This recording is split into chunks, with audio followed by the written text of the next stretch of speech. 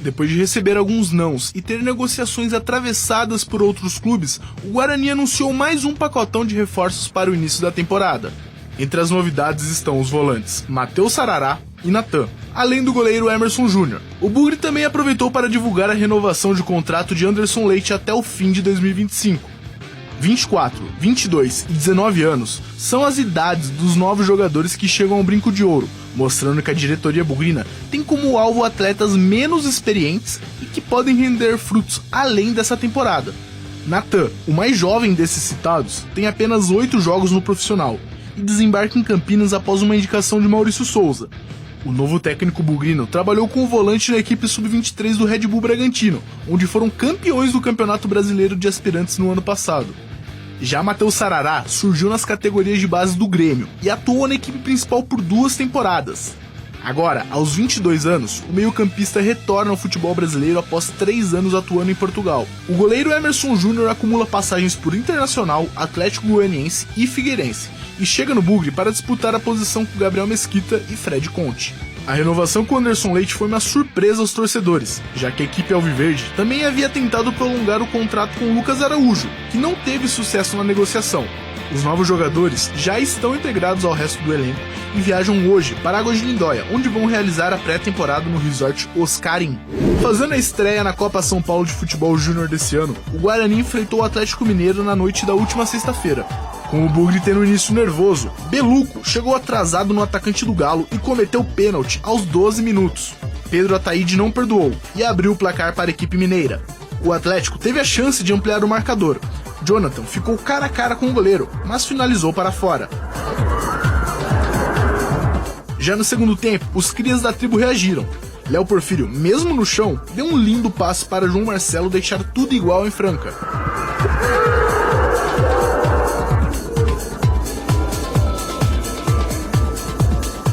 E no último minuto da partida, o zagueiro Pedro Manuel fez esse golaço aí, garantindo a vitória e a liderança do Grupo 5 para o Bugre.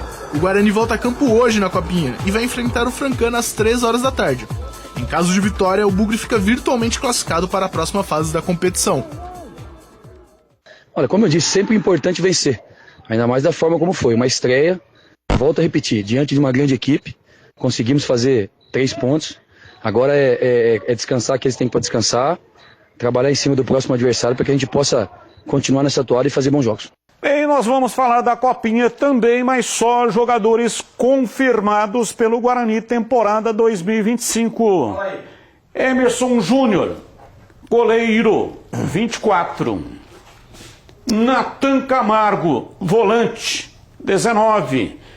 Red Bull, ele veio do Red Bull, esse volante foi indicado pelo treinador. Trabalhou com o Maurício Souza lá. Matheus Sarará, 22. Novo. Volante.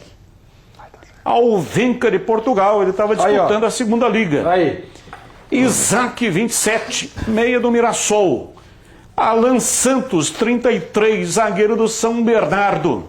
Gabriel Mesquita, 26, goleiro, Operário do Paraná.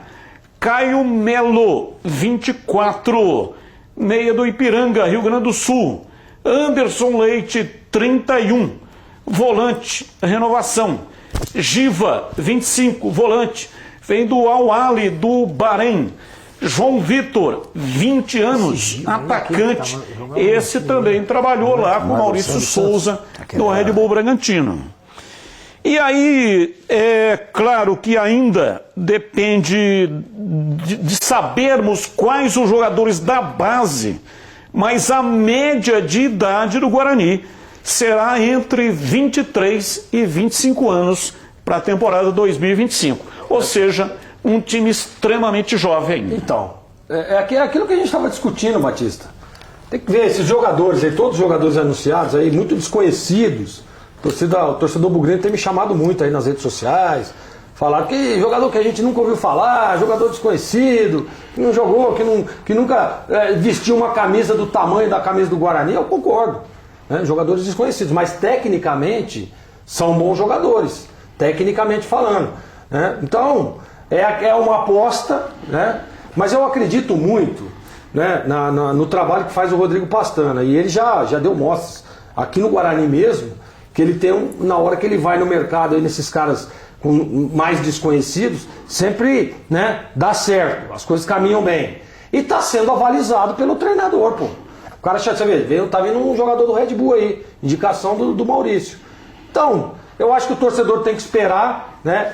Pra mim, eu acho que é uma média muito baixa pelas competições que vai disputar o Guarani, mas a hora que a bola rola, meu amigo, aí não tem essa não, entendeu? É um time jovem com nomes desconhecidos, né? Mas que tecnicamente, na minha opinião, é legal, tá bom. A parte técnica falando, tá? Mas aí tem a parte de tática, conjunto, né? Entrosamento, tem uma série de coisas. Aparentemente, o Guarani segue uma linha, né, de jogadores jovens, de bons jogadores, jovens, né? E que buscando um lugar ao sol, que é importante também, né, Tigrão? Só 3 jogadores acima dos 30 anos.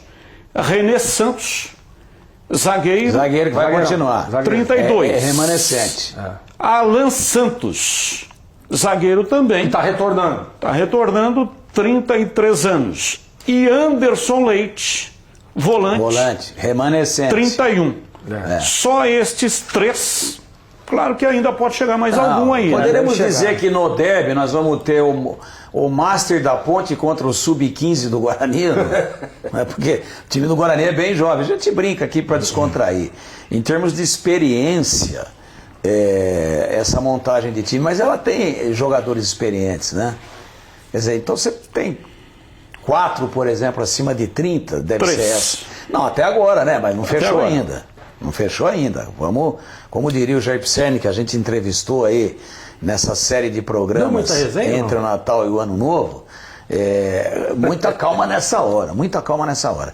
Então ainda vem mais gente. Agora você tiver 3 ou 4 titulares na faixa de 30, um pouco mais, organiza essa molecada, o time vai correr. Ninguém pode reclamar que o Guarani está montando um time de cavalo cansado, hein? Precisa ver se joga. São muitos jogadores que a gente não tem memória deles. O cara saiu daqui, está fora do país há bastante tempo, nunca frequentou grandes equipes mais divulgadas. Então também nós vamos ter que aguardar um pouquinho. Agora, em tese, um time enxuto fisicamente, mesclado com alguns jogadores experientes. Nós vamos ter que aguardar a parte técnica, o encaixe tático, o que é que o Maurício Souza, o novo treinador do Guarani, vai preparar em termos de organização desse time para fazer uma melhor avaliação. E o Guarani estreia no dia 15, né? Já dia 15, já é a semana que vem. Pô. Já é quarta-feira da outra semana. Depois dessa quarta, na próxima. Então eu acho que falta muita coisa ainda. Acho que está atrasada a preparação do Guarani em termos de montagem. Nós vamos falar na sequência aí do noticiário sobre o time da Taça São Paulo.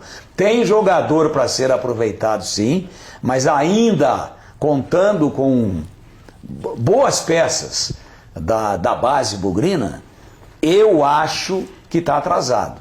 Essa semana é fundamental para dar uma acelerada, porque já é fase final de preparação. Quarta-feira que vem está em campo contra o Botafogo de Ribeirão. Então estou achando um pouco atrasada a preparação e a montagem em termos de nomes do Guarani. E o Guarani está trazendo o jogador do Fluminense, também muito jovem, Lucas Justen, 21 anos. Então, é aquilo que nós estávamos falando agora. É jovem, né? E revelado lá, né? Nas categorias lá de Xerém e tal. Tem um bom embasamento agora. É aquilo que nós estávamos falando. Você lembra que nós falamos? Tremeu, vestiu a camisa. Tem essa possibilidade também. Jogador que nunca vestiu a camisa do tamanho da do Guarani, disputar um campeonato paulista da primeira divisão. Nunca fez nenhum jogo no profissional do Fluminense. Então é isso, Batista. É por isso que tem que esperar. Tecnicamente é bom? Provavelmente. Né? Porque categoria de base, tem base. Né? Então, mas e aí? Profissional, Campeonato Paulista. O Campeonato Paulista funciona assim. Terceira, o Guarani, a primeira rodada Botafogo. Segunda rodada vai a Limeira, enfrentar a Inter. Terceira rodada. Quem? São Paulo. Então tem que botar um pouco de cara. Bucha. Tem que botar uns caras. Tem que botar uns caras cascudos aí, porque é o que o Gleger acabou de falar. De repente você põe um moleque que até sabe jogar. Mas a hora que ele olha pro tamanho do brinco de ouro, e olha o tamanho da camisa que tá entrando em campo lá no vestiário do visitante, às vezes, a perninha, tá? É complicado. A gente torce para que o Guarani, essa semana, tire o atraso, que ele consiga apresentar pelo menos mais umas 5 ou 6 peças de peso aí, para dar um pouco mais de sustância a esse elenco. Vamos lá, Tigrão, você acompanhou o Guarani na Copinha, e o que é que você tem aí a dizer pra gente? Amassou o Atlético. Amassou? Vai falar, mas como amassou se ele fez 2-1 aos 50 minutos do segundo tempo? Mas jogou melhor do que o Atlético o jogo todo. Tomou um gol bobo nesse pênalti aí, absolutamente desnecessário, do Beluco, do Guarani, o número 5. Aí o Atlético Mineiro fez o gol, ressaltando que o Atlético está com uma base aí de sub-17. Que o sub-20 do Atlético, não estou tirando o valor da vitória do Guarani não, que foi muito boa.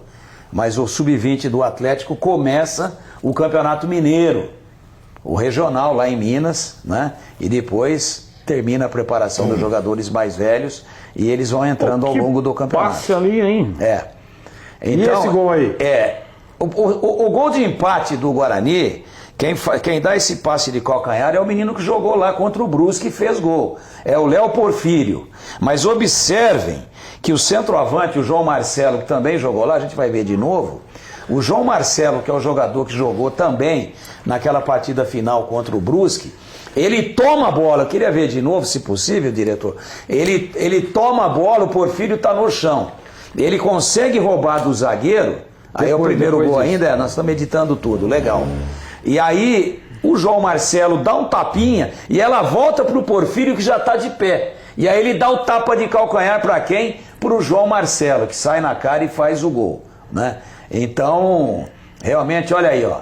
O Atlético podia ter feito o segundo gol. Poderia. Mas errou bastante. Ó, caiu o Porfírio. Olha lá, o João Marcelo roubou. Voltou pro Porfírio e o calcanhar. Olha lá. Então, uma jogada muito bem trabalhada e, para mim, alguns destaques. Eu falei do menino de Americana aqui, Vitor Albanês, camisa 10, canhoto, põe a bola onde quer. Não sei se o Guarani já trouxe um meia aí com a categoria desse menino. Talvez mereça uma oportunidade. O João Marcelo, muito bom centroavante, luta. Não vou dizer que ele se parece com o Luizão em início de carreira, não, porque a gente não vai cometer esse tipo de heresia aqui. Mas é um jogador muito forte que acredita em todas, e fez o gol do empate e depois esteve ali muito próximo de fazer o segundo, ele mesmo, o gol da virada. E o Guarani foi passando por cima, mesmo tendo feito 2-1 só aos 50 do segundo tempo, mas o Guarani deu toda a pinta de que ia virar o jogo.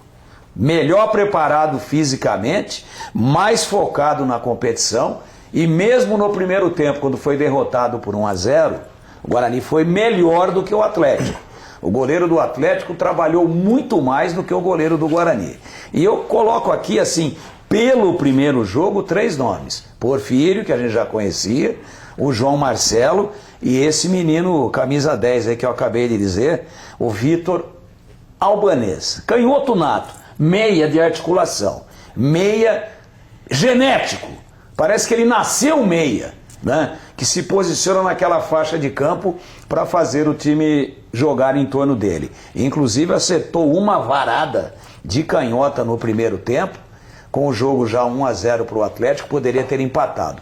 Então 3 assim, mas sem cometer nenhuma injustiça com os demais, estou apenas citando. E o garoto que fez o gol aí, o Pedro Manuel, o gol da virada, essa meia puxeta, ele também já jogou no profissional.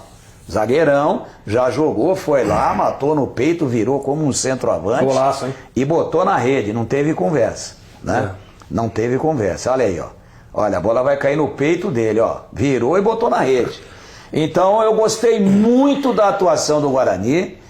Achei que o Guarani deu um sacode legal no Atlético Mineiro, que tem uma baita de uma estrutura de base, e se continuar assim vai se classificar com folga. E é uma bobagem dizer que o Guarani enfrentou o Sub-17. Em alguns momentos é até pior. Você pegar um time mais jovem, ainda mais na Taça São Paulo. É muito pior, então é uma bobagem isso aí, tá? E quero parabenizar também o Jairo Blumer, que já está há algum tempo aí dirigindo a base do Guarani, faz um belíssimo trabalho, Jairo, tem que parabenizar ele, né? Não é fácil, é bem complicado, E o Jairo, parabéns pela vitória, e eu não tenho dúvida que o Guarani vai se classificar.